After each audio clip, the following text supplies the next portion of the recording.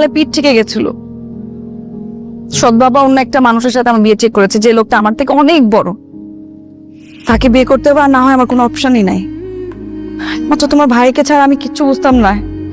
সে ভাই আমাকে ঠকিয়েছে, খুব বাজেভাবে ঠকিয়েছে। আমি শুধু তোমাকে দেখেছি, তুমি আমার কাছে হাত বাড়িয়ে দিয়েছো। দেখো সামির, আমি তোকে ঠকাই নাই, আমি তোকে জীবনে ঠকাতে পারবো না সামির। আমার ভাগ্যে তুমিই ছিলা, তুমিই আসছো। যত কিছু হয়ে যাক, আমি তোকে ছাড়া অন্য কোথাও যাবো না সামির, আমাকে তোমার বিশ্বাস করতে হবে।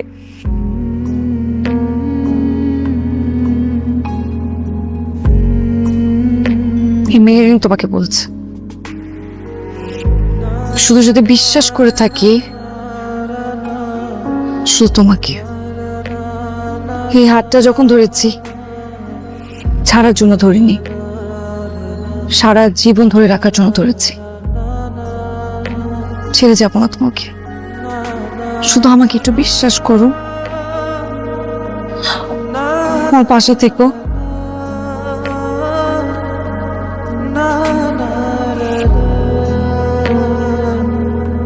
মাফ করে দাও।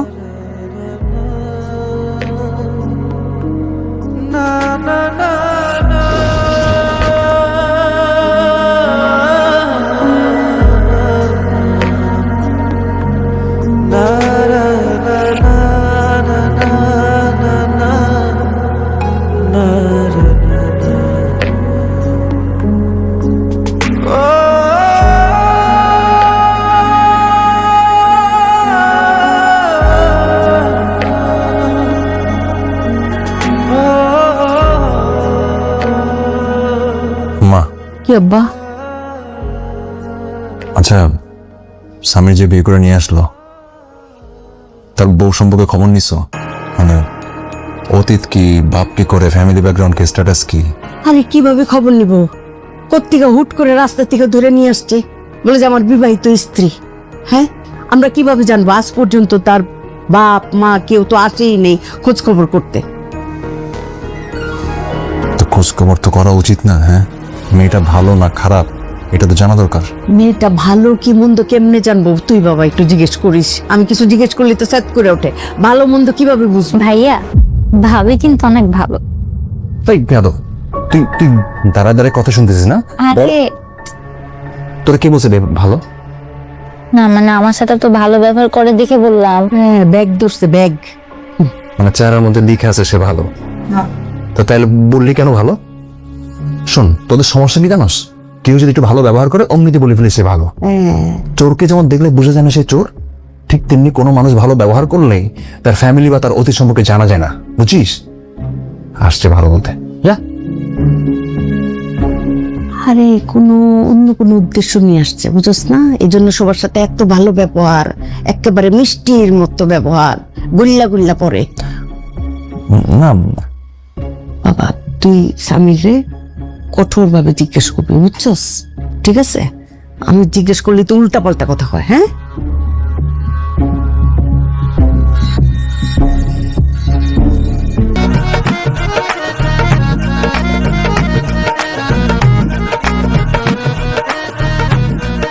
সামির, সামির ফোন রাখো। কি এগুলা? তোমার মতো একটা ছেলে থাকতে বাবা কেন বাজার করবে? ওঠো, বাজার যাবা। চলো চলো, এখন থেকে তুমি সব বাজার করবা। ওঠো। আরে বিয়ে করে তো ভালো বিপদে পড়লাম। বিপদে দেখছো কি? এখন থেকে সব বাজার তুমি করবা, সব কাজ তুমি করবা। ওঠো, উঠি না, উঠি। তাড়াতাড়ি ওঠো, বাবা বাজারে চলে যাবে তো। সামির, বাজারে যান, সবকিছু লিস্টে লিখে দিছি। দেন আমার কাছে দেন, আমি যাই বাজারে। তুই কি লাগবে দেখি। বাহ বাবা, আঞ্জুমান দেখেছো? আমাদের ছেলে খুব সংসার হয়ে যাচ্ছে। হ্যাঁ, খুব সংসারী হয়ে গেছে, খুব দায়িত্ববান। কই আগে তো কোনোদিন এক খালি ডিম আনতে কইলেও যাইতেন না। হ্যাঁ, এখন কেন বাজারে দায়িত্ব? বুঝতে পারছি। বাজারের পয়সা থেকে কাটিং মারিং কইরা ওই উনাকে দেওয়া, তাই না? এই বুদ্ধি বউ শিখাই দিছে না তোরে? হ্যাঁ, চোর কোথাকার। মনে করছে আমি বুঝি না কিছু, না? হ্যাঁ, চোর ধরা পড়লে তেজ উঠেই। চোর ধরা পড়ে গেছে। হ্যাঁ, আপনি যান বাজারে, যান। খুব ভালো লাগছে কথাগুলো শুনতে। এই কারণে আমি ফ্যামিলির কোনো বিষয়ে নাক গলাই না। এই সংসারে যদি আমি ভালো কিছু করি তবু আমার আম্মার কাছে খারাপ হবে।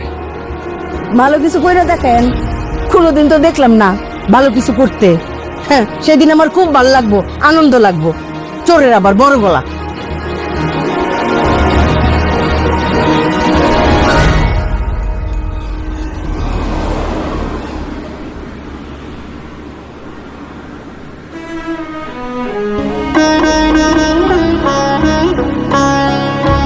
সরি।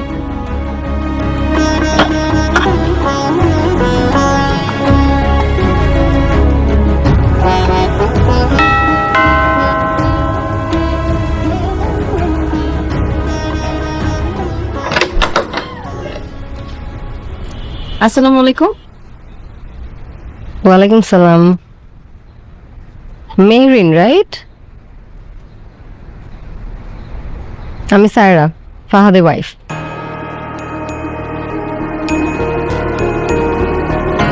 তুমি ফাহাদের এক্স, তাই না?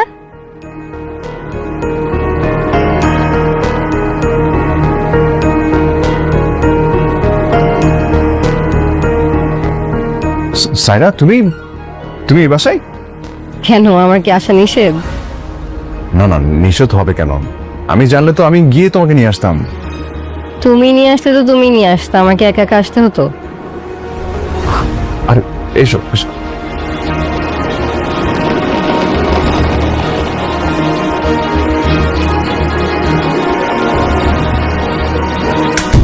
কে আসছে রে ফাতিমা? আম্মা, সাইরা তোমাদের বৌমা। আসসালামাইকুম। ওয়ালাইকুম আসসালাম। মা, তুমি তোমার দেখার জন্য আমি বুঝাইতে পারতেছি না। মাশাআল্লাহ, রাজকুমারী আমার ঘরে আসছে।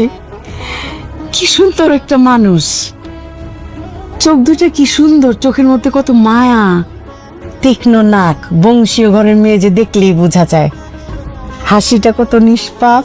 হ্যাঁ, আমার সোনার টুকরা ছেলে একটা রাজকুমারী বিয়ে করছে। তোরা আসো তো একটু জড়াধরি মা। আরে আমি যে কতটা খুশি হয়েছি আমি তোমার বইলে বুঝাতে পারবো না। তোমার কোথায় বসাবো? আমার ঘরে বসাবো? আম্মা, আই আকবর, একটা মিনিট। ওই ব্যাগগুলো দাও, হ্যাঁ একটু রাখো। মা, এগুলো আপনার জন্য ছোট্ট গিফট। আরে আমার জন্য তো তুমি সবচেয়ে বড় উপহার মা। তুমি আমার ঘরে আসছো, আমি বুঝাইতে পারবো না। এগুলো এত কিছু না আনলেও পারতাম। মা, আপনি খুলে দেখেন, আশা করি আপনার ভালো লাগবে। অবশ্যই ভালো লাগবে। তুমি আনছো না, আমি ঠিক বুঝাইতে পারতেছি না আমি যে কতটা খুশি হচ্ছি। ফাতিমা, ফাতমা, এই যে আমার ঘরে তো রাজকুমারী চলে আসছে। আরে আমার সোনার টুকরা ছেলের বউ, দেখছস? আমার ফুপু। আমার ননদ। ও, ওই যে ডিভোর্সি ফুপুটা, রাইট? যেই বাসায় থাকে। হ্যালো, আসসালামু আলাইকুম। ফাতিমা, বউলে দেখছস কি সুন্দর চোখ, কত মায়াবী চোখ, পুরো বংশীয় চেহারা না, দেখলেই বোঝা যায়। ফাহাদ, বৌমারি নিয়ে তোর রুমে যা, আমি চা নাস্তার ব্যবস্থা করি। আমি নিয়ে যাচ্ছি, এসো। কি খাবা, লেবুর শরবত খাবা? হ্যাঁ স্যার। আচ্ছা। আপা, তাহলে আমি নিচে চলে যাই। হ্যাঁ, যে লাকেজটা আর এই যে গিফট এখানে আছে। হ্যাঁ, হুম হুম, এসো। ফোন রেখে এদিক যা, যা যাও মা। লেবুর শরবত খাবা? হ্যাঁ স্যার। ফাতিমা, মন খারাপ করে ফেলাইছস। আরে বড় লোকের মেয়ে তো, এরা তো আমাদের মতো সাধারণ মানুষের সাথে মিশে নাই, এই জন্য বুঝতে পারে না যে কারে কি বলতে হবে। আরে একটা গন্ডির মধ্যে মানুষ হচ্ছে ফার্মের মুরগির মতো, বাচ্চার মতো, এই জন্য তো বুঝে না। আমি রান্নাটা দেখি। তুই চোখে পানি আনছস, মন খারাপ করছস।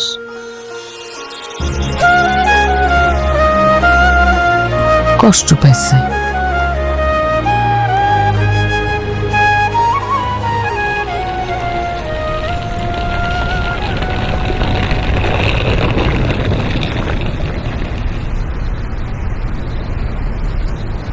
ফুপিকে তোমার এইসব কথা কেন বলার দরকার ছিল বলো তো? তোমার এক্স তো দেখতে ভালোই। তোমার উচিত হয়নি ফুপিকে এসব মানে এইভাবে বলাটা। যা সত্যি তাই বলছি। সাইরা, সত্যি কথা সবসময় সব জায়গায় বলতে হয় না, এটা উচিত না। ফাহাদ, আমি মিথ্যুক না তোমার মতো। আমি কি মিথ্যা বললাম? তুমি যে বললা তোমার মা অসুস্থ, তোমার মা তো দিব্যি সুস্থ। মা অসুস্থ ছিলেন, এখন একটু বেটার ফিল করছেন। এই আমি বোকা না। মানে যেই ছেলে মায়ের ফোন ধরে না কেটে দেয় সে আসছে মাকে দেখতে। সাইরা প্লিজ। ফাহাদ প্লিজ, তুমি এখানে কেন আসছো সেটা আমি ভালো মতো জানি। তুমি এখানে তোমার মায়ের জন্য আসো নাই, তুমি এখানে আসছো তোমার এক্সের জন্য।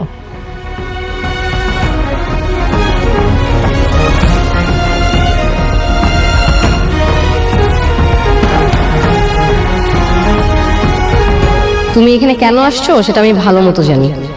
তুমি এখানে তোমার মায়ের জন্য আসো নাই, তুমি এখানে আসছো তোমার এক্সের জন্য।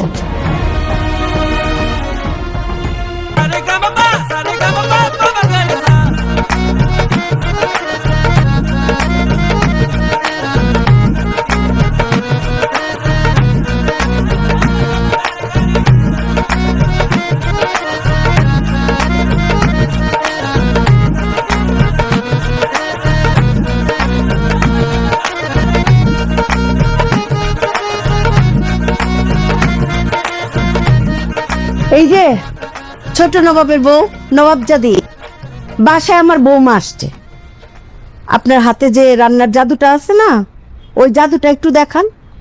যে এই জাদুর রান্না খেয়ে আমার বাসার সবার অতীতের স্মৃতি মনে পড়ে গেছে, কারো দাদির হাতের রান্নার কথা মনে পড়ে গেছে। সেই জাদু দিয়া আমার নতুন বৌমার পুরনো স্মৃতি মনে করায় দেন, পারবেন না? জি আম্মা। কথায় কথায় জিয়াম্মা জিয়াম্মা করেন কেন? জানেন না অতিভক্তি চোরের লক্ষণ? জি। আর শোনেন, আমার বৌমা কিন্তু বংশীয় ঘরের মেয়ে, বাংলায় বলে কোটিপতির মেয়ে। তারা ঝাল বেশি খায় না, মশলা বেশি খায় না। ঝাল বেশি দিবেন না, মশলা বেশি দিবেন না, মনে থাকবে? জি। চেহারাটা এরকম বাংলায় 5 বানায় রাখছেন কেন? চেহারাটা ঠিকঠাক করেন, ঘরে নতুন বউ আসছে।